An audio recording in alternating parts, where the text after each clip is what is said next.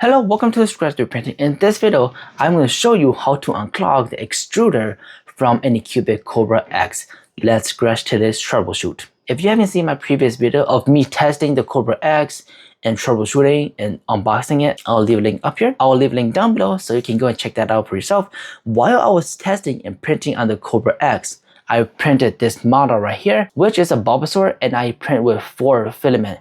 2 TPUs and 2 PLA, and the TPU keeps clogging. I got the same clog 3 times and I have to unclog it 3 times simultaneously. And let me tell you, it's a hassle of unclogging the Kobra X. But enough with that, let me show you how I unclog the Anycubic Kobra X. This is how I unclog the extruder from Anycubic Kobra X. It got clogged many times now, and I'm going to show you how I do it. So first of all, what you want to do is turn the power off, because it gets quite complicated if you don't do that. Then we will need just 1 Allen wrench.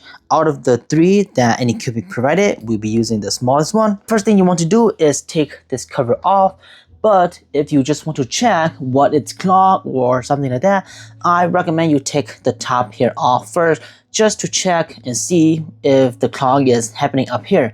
If not, then we can continue and take off everything. So the first thing we want to do is take this cover off. We just pop it from the bottom, just like that. But like I said, let's take the top here off to see if there is anything that we need to check up here first. So to take that off, we just need to take this screw and 1 screw back here, both screw off. This print head is quite heavy, so it pushes this down very easily. I can just barely touch it and it's already moving down. So you just gotta be careful not to hit the nozzle to the bed. It would be good if we can lock this in place, or maybe have something blocking this to prevent it from going down. Okay, we got 2 screw off. Now that we got 2 screw off, we can just pull this out.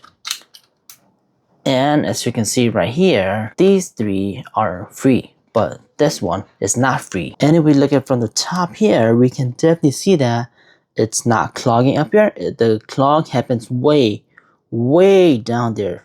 If you can focus all the way down there, that's where the clog is happening. So now what we're gonna do next is take off 1 screw, 2 screw, 3 screw, and 4 screw, so that this plastic cover can come off. Okay, so once we have all 4 screw off, the plastic cover just come off. Oh, look at this. Let's now take a look at the inside. So right here is the number counter, which counts 1, 2, 3, or 4, depending on which slot it's using. And there's a board right here, which is the filament sensor. So if you don't have the machine turned off, you will have to take these to the side and then pull everything out. And for this, I don't think it matters because the wire is behind there. So we still gotta take the screw off from this. So next, what you want to do is take off this screw right here, this screw right here. There's 1 more screw right here, and 1 more screw at the bottom here. And the last screw is right there. We also need to take off this screw and this screw so that this number can come off. So let's go ahead and take off everything right now. One trick that you want to do is use like a magnet attached to your Allen wrench, because these screws are in deep in there, so sometimes it falls out and it might be gone forever. So try using magnet to catch everything. All 4 screw off. Now I just need to take this one and this bottom one so that this number can come off. To be honest, Anycubic make this really hard to get in. Okay, now that we got all of the screw off, what you might want to do is unplug this wire right here. If not, then you can just move this aside and now you can pull this out. But one more thing that you have to make sure you don't kind of messed up or keep it in there if you want to. But for me, I kind of recommend keep it in there, is this right here. That's the bearing, and that's a gear for selecting which slot the machine is going to be printing at. So it's that rod right there, which connects to the motor back there. But if you want to, you can take out this wire, but I'm not going to take out this wire. And same with the number here. You might want to take off, so I guess for this, I might as well just take it off. Okay, I took off the connector for the number here. It's just so that we have more room and easier accessible.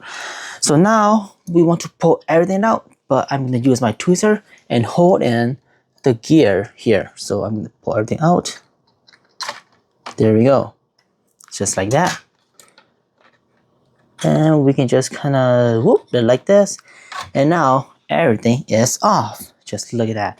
It is very, very complicated in there. And we can see back there that the clog is within the third slot of the TPU. It's, I don't know, it's all tangled up back there. And it's not good. I guess I will show you the other clip where it got clogged, tangled very badly.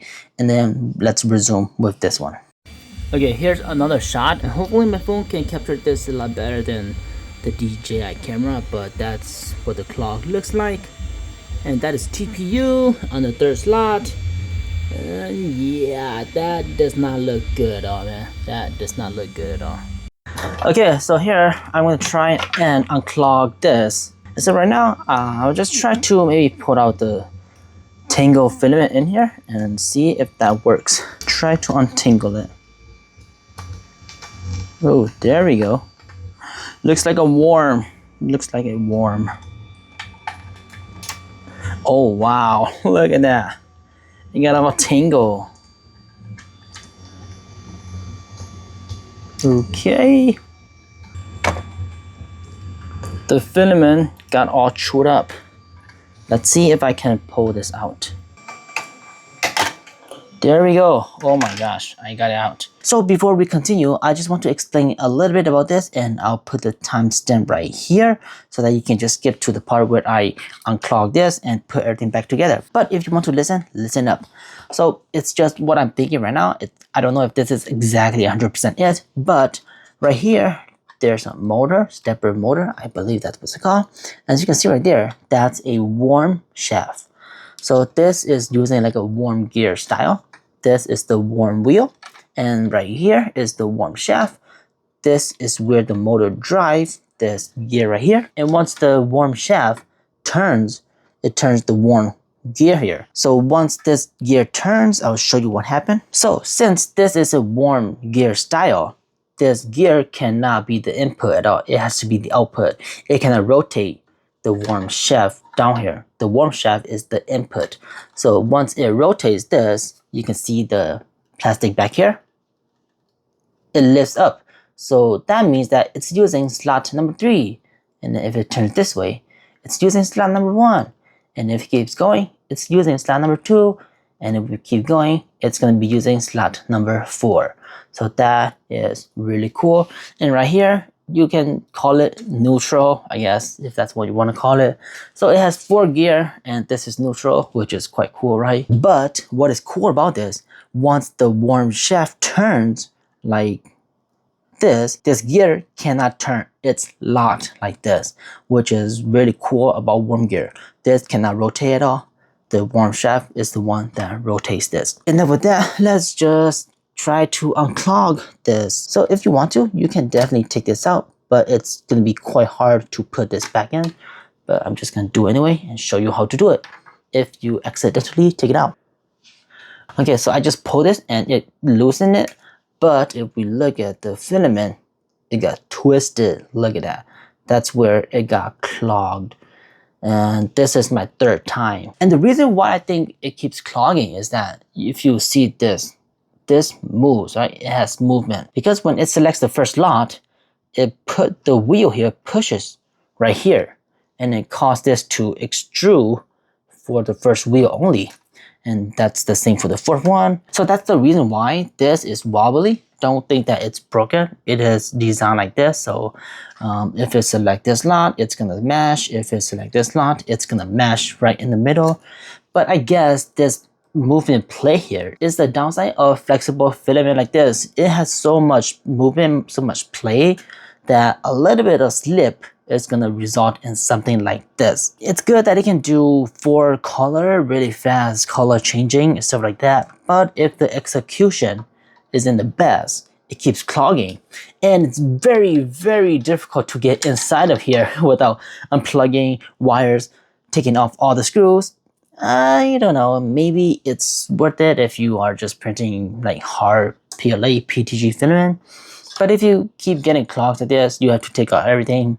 And you got to be very careful because while you are printing, you don't want to disconnect anything. If you do disconnect it, then you basically have to restart your whole print. And if you got this and kind of wrong, it will just take a little bit more calibration and stuff like that. But yeah, more moving parts equals more breaking. As you can see right there, the black and white spring, if one of those spring pops out while you are taking this off, you are pretty much screwed. And same thing up here, if one of these spring pops out, you are pretty much screwed, I guess, unless you can put it back in, but I think it's gonna be very difficult. And now let's just take a look at this. So once you put the filament in, it gets right here, there's a wheel that can drive this, which is really cool. So you pull this, that wheel turns. That is really cool. That is pretty much how they can make this 4-color, simultaneously changing filament with short amount of ways and stuff like that. It's really cool, but hopefully it can be good in the long run.